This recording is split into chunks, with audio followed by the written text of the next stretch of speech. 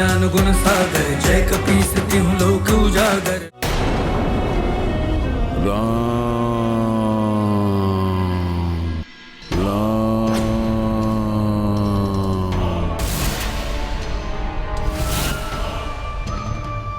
मेरे पिता श्री द्रोणाचार्य का वध करने वाले पांडवों, तुम्हारी सुख की निद्रा को चिर निद्रा में परिवर्तित कर दूंगा मैं अश्वत्थामा।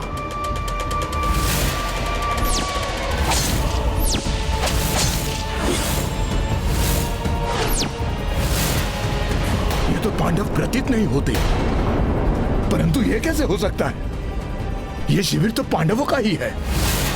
हाँ? ये तो पांडवों के राजकुमार हैं, द्रौपदी के पुत्र। अच्छा हुआ पांडवों के कुल का नाश हो गया। जिस प्रकार मैं मेरे प्रियजनों की आग में झुलस रहा हूं, उसी प्रकार पांडव भी उसी आग में जलेंगे।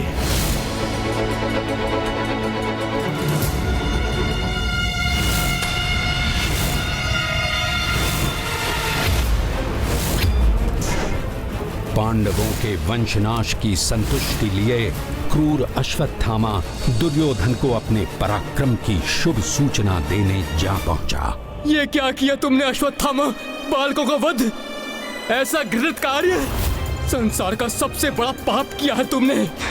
यदि ये सोचकर तुम प्रसन्न हो रहे हो कि तुमने पांडवों के वंश का नाश कर दिया है, तो कदाचित तुम ये भूल रहे हो कि अर्जुन की पुत्र वधु उत्तरा, उसके गर्भ में अभिमन्यु की संतान पल रही है। मैं ये भी समझ रहा हूँ तुम्हारे इस जघन्य कृत्य के लिए ना तो कृष्ण तुम्हें क्षमा करेंगे और ना पांडव। इससे पूर्व कि कृष्ण तुम्हें ढूंढते हुए यहाँ आ जाएं, मेरे मित्र, तुम जाकर किसी गुप्त स्थान पर छुप जाओ।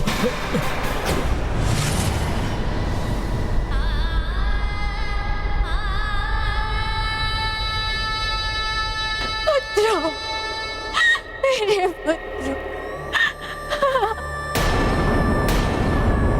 अश्वत्थामा, मैं स्वयं अपने हाथों से तेरी जीवा उखाड़ूंगा। नहीं महाबली, उस दुष्ट को मारकर आप उसे चिर शांति प्रदान करना चाहते। उससे मृत्यु से भी भयानक दंड मिलना चाहिए, चिर शांति नहीं, उसे चिरकाल तक अशांति मिलनी चाहिए। जब तक उससे भीषण दंड नहीं मिल जाता, मैं अपने पुत्रों की अस्थियों को विसर्जित नहीं होने दूंगी। यही बैठी रहूंगी। मैं वचन देता हूँ पांचाली, उसके कुकृत्य के लिए उसे भीषण दंड दूंगा। मैं उसे दंडित किए बिना मैं नहीं लौटूंगा। इस महाअधर्म का भयानक परिणाम भोगना होगा उस कुकर्मी को। और तब द्रौपदी के प्रण को पूर्ण करने के लिए श्री कृष्ण एक बार पुनः अर्जुन के सारथी बने और देवशिल्पी विश्वकर्मा द्वारा निर्मित रथ पर धनंजय को लेकर अश्वत्थामा को दंड देने के लिए निकल पड़े। महाबली भीम भी प्रतिशोध की धधकती अग्नि को हृदय में लिए हुए उनके साथ दौड़ पड़े। ये रथ की ध्वनि, अर्जुन कृष्ण के साथ और भीम भी। अर्जुन, वो रहा अश्वत्थामा। तुम्हारे इस जघन्य कृत्य के लिए ना तो कृष्ण तुम्हें क्षमा करेंगे और ना पांडव।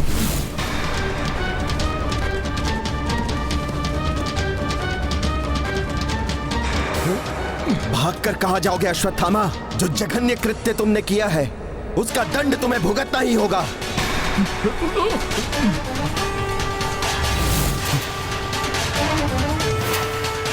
कहां भागकर जा रहा है अश्वत्थामा? तेरा काल तेरे सामने खड़ा है।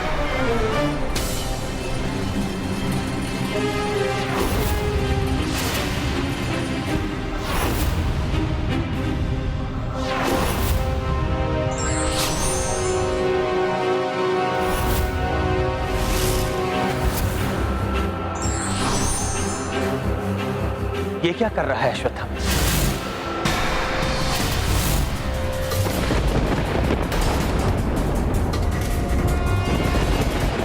अर्जुन, अश्वत्थामा ने ब्रह्मास्त्र का आह्वान किया है। अर्जुन, भीम, तुम मेरा अंत नहीं कर सकते। अंत तो तुम पांडवों का होगा।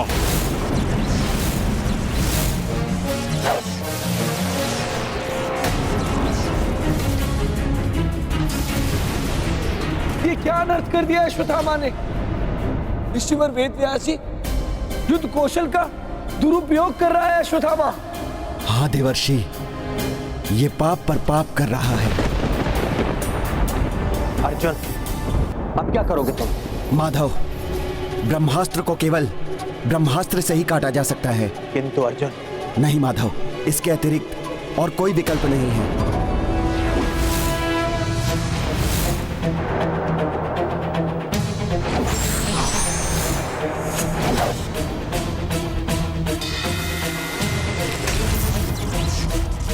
अश्वत्थामा, धनुर्विद्या के महागुरु द्रोणाचार्य के पुत्र होकर भी तुम ये कैसे भूल गए कि ब्रह्मास्त्र का प्रयोग इस प्रकार नहीं किया जाता। सहस्त्रों निर्दोष दीवधारी के साथ ही तुम भी मिट जाओगे अश्वत्थामा। निंदनीय कृत्य किया है तुमने अश्वत्थामा। इस कुकृत्य के कारण तुम्हें भी कभी शांति प्राप्त नहीं होगी। अपने स्वार्थ की पूर्ति के लिए अकारण ही सहस्त्रों जीवों का अंत। अश्वत्थामा, पश्चाताप की अग्नि में तुम सदैव जलते रहोगे। अश्वत्थामा, अपना ब्रह्मास्त्र वापस लो। अर्जुन, तुम भी अपना ब्रह्मास्त्र वापस लो, अभी और इसी क्षण। वापस लो ब्रह्मास्त्र अर्जुन। उचित है माधव।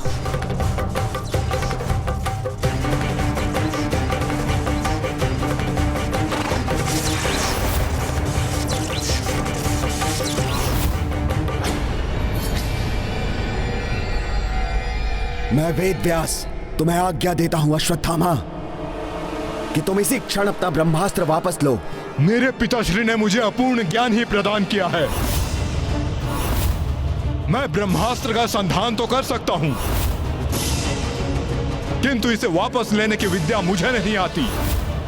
अब मैं यदि इसे लौटाना भी चाहूं तो भी मैं इसे लौटा नहीं सकता। जब ब्रह्मास्त्र को वापस नहीं लौटा सकते तो तुम्हें इसका संधान भी नहीं करना चाहिए था अश्वत्थामा। यदि तुम इसे लौटा नहीं सकते हो तो किसी ऐसे स्थान की ओर मोड़ दो जो निर्जन हो, जहां पर कम से कम हानि हो। उचित है, मैं इसकी दिशा अवश्य ही मोड़ सकता हूं।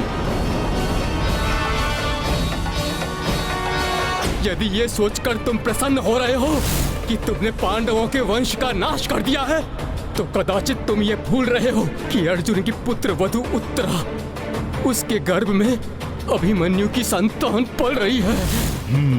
ब्रह्मास्त्र चलाया है तो पांडव कुल की आगामी पीढ़ी का नाश तो कर ही सकता हूं मैं इससे।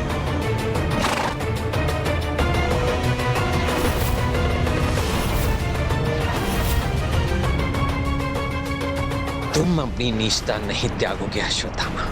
श्री कृष्ण को बोध हो गया था कि अश्वत्थामा ने ब्रह्मास्त्र को अभिमन्यु पत्नी उत्तरा के गर्भ की ओर परिवर्तित कर दिया था, जिससे उनका कोप अपने चरम पर पहुंच गया।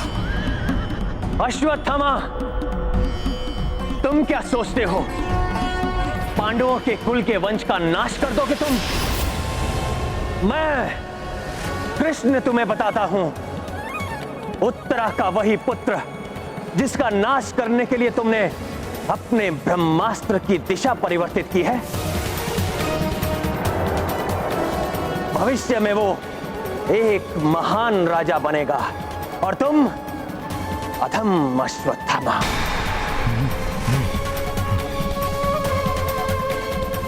भ्रूण हत्या जैसे नीच कृत्य के लिए मैं तुम्हें श्राप देता हूं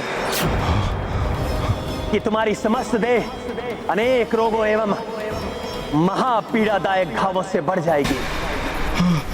नहीं, दुर्गंध युक्त हो जाएगी तुम्हारी देह, कोई निकट नहीं आएगा तुम्हारे। नहीं, मृत्यु के लिए तुम गिड़गिड़ाओगे, किंतु मृत्यु भी तुमसे दूर रहेगी। कलयुग के अंत तक तुम अपनी इस श्रापित देह का बोझ उठाते हुए भटकते रहोगे अश्वत्थामा, भटकते रहोगे। अर्जुन, इस दुष्ट के मस्तिष्क से दिव्य मणि छीन लो। अश्वत्थामा के मस्तिष्क से उसकी दिव्य ऊर्जा का स्रोत, उसकी मणि निकालकर उसे कलयुग के अंत तक पश्चाताप करने के लिए छोड़ दिया गया।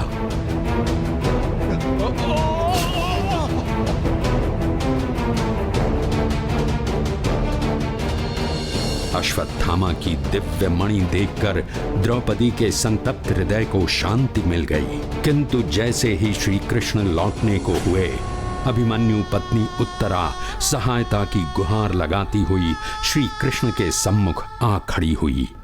रक्षा कीजिए द्वारकाधीश, रक्षा कीजिए। उत्तरा, ब्रह्मास्त्र मेरी संतान के प्राण हरना चाहता है। रक्षा कीजिए द्वारकाधीश, रक्षा कीजिए। यह अश्वत्थामा द्वारा छोड़ा हुआ ब्रह्मास्त्र है, जो उसने पांडव कुल की आगामी पीढ़ी का विनाश करने के लिए अभिमंत्रित करके छोड़ा था। इससे रक्षा कीजिए प्रभु श्री कृष्ण, आप तो परब्रह्म स्वरूप हैं, आप सब कुछ कर सकते हैं प्रभु।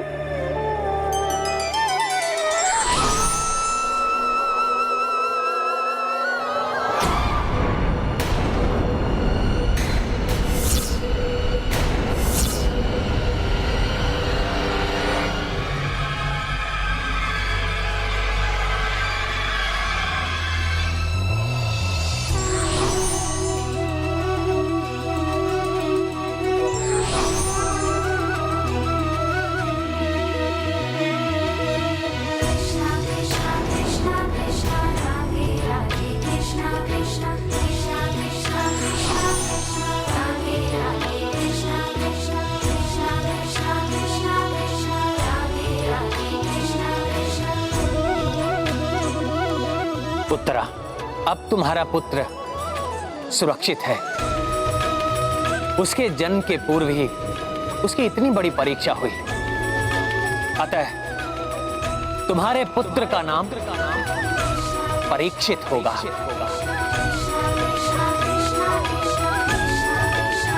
जो भविष्य में एक महान नरेश बनेगा।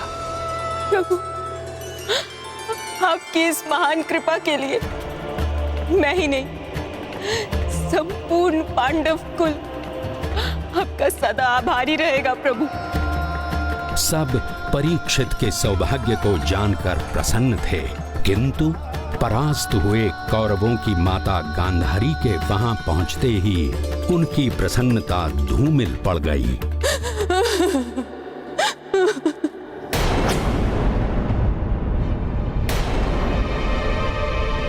एक दुखियारी माँ की कोख उजाड़कर तुम सब आनंद मना रहे हो। मैं देख नहीं सकती, किंतु आभास कर सकती हूँ, आभास कर सकती हूँ तुम्हारी प्रसन्नता का। मैं सत्य कह रही हूँ ना देवकी नंदन? केशव, तुम्हारे अस्मित हास्य का अब भी आभास हो रहा है मुझे।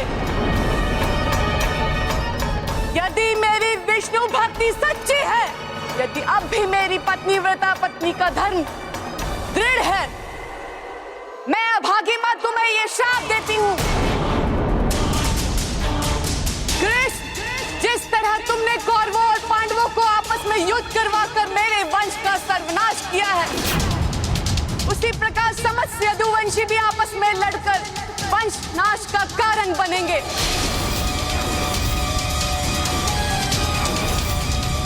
और तुम्हारी द्वारका नगरी भी सागर के गर्त में जाकर समा जाएगी।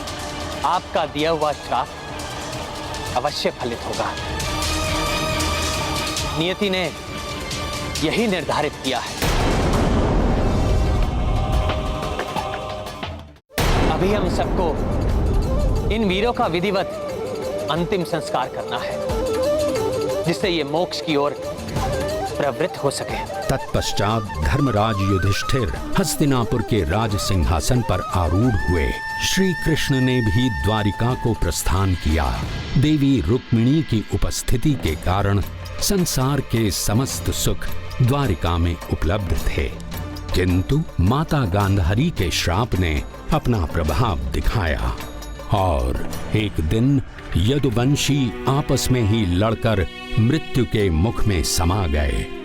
द्वापर युग के अंत के संकेत मिलते ही श्री कृष्ण ने भी जीवन से निर्वाण का निश्चय कर लिया।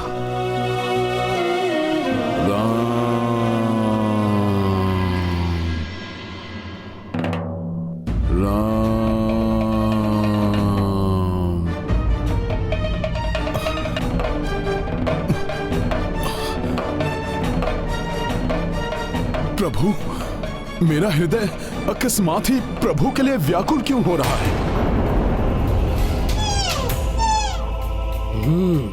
मृग, आज का आखेट प्राप्त हो गया मुझे।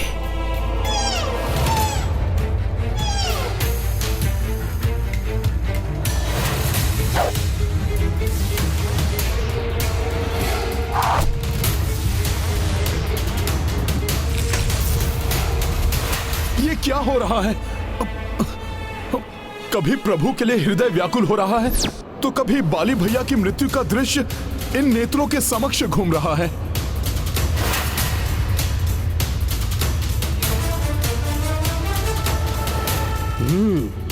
तो वहां छुपा बैठा है मृग।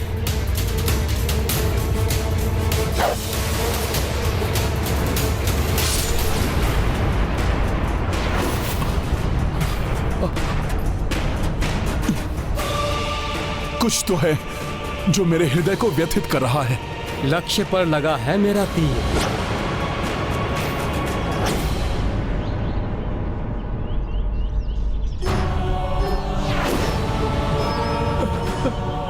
प्रभु, आप, ये क्या हो गया मुझसे प्रभु?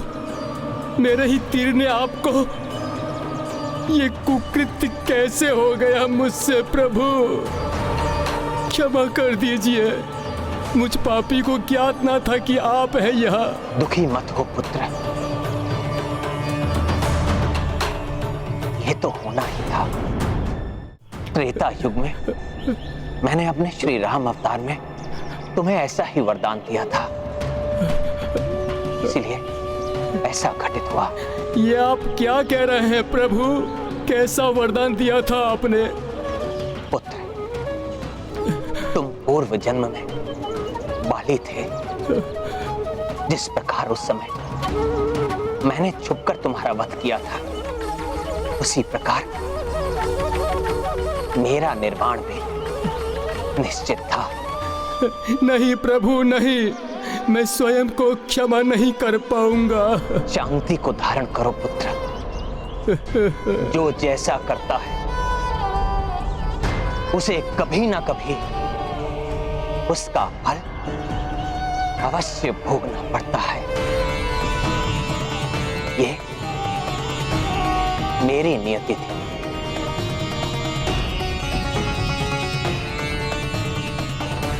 त्रेता युग में श्री राम ने हनुमान को जो वचन दिया था, उसे उन्होंने द्वापर युग में श्री कृष्णावतार में पूर्ण किया और पृथ्वी से निर्वाण करने से पूर्व उन्होंने हनुमान को अपने अंतिम दर्शन दिए। प्रभु, मेरे प्रभु, प्रभु, ये कैसी विडंबना है मेरे भाग्य की। पहले प्रभु श्री राम निर्वाण कर गए और अब आप भी मुझे इस भूलोक में छोड़कर जा रहे हैं। हनुमान, तुम तो भाग्यवान हो जो तुम मेरे दोनों अवतारों के साक्षी बने, और इसके पश्चात जब कलयुग में मैं पुनः अवतार धारण करूंगा, तब भी तुम उपस्थित होगे। क्या ये हर्ष का विषय नहीं है तुम्हारे लिए? यही सोचकर अपने चिरंजीवी होने के वरदान पर मैं संतोष कर लेता हूं प्रभु। अन्यथा मेरा हृदय ही जानता है कि अपने प्रभु को अपने इन नेत्रों के समक्ष निर्वाण करते हुए देखना कितना हृदय विदारक होता है। मैं तुम्हारी पीड़ा समझता हूं हनुमान, किंतु तुम्हारे कांधों पर बहुत बड़ा दायित्व है। धर्म एवं धर्म पथ के मार्गियों की रक्षा करने का उत्तरदायित्व निभाना है तुम्हें। कलयुग अब निकट ही है, जिसमें अधर्म का साम्राज्य अपने चरम पर होगा।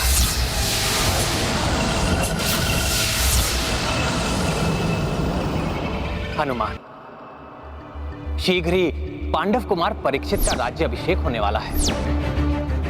तुम्हें जाकर उन्हें आशीर्वाद देना होगा और उन्हें उनकी शक्ति और युद्ध कौशल से परिचित कराना होगा, जिससे कलयुग समय से पूर्व ही आकर पूर्णतः अपना प्रभाव ना फैला सके, सृष्टि के संतुलन को विघटित ना कर सके।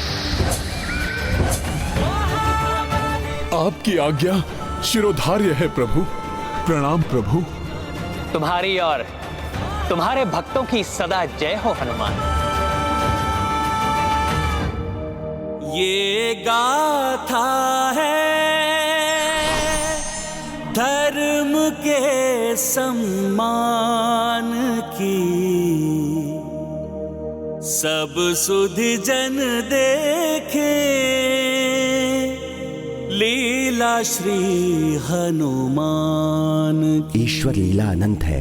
जो भी इस धरती पर आया है उसे अपने कर्मों का फल अवश्य मिलता है। इसलिए प्रत्येक व्यक्ति का धर्म है वो सदा अच्छे कर्म करे।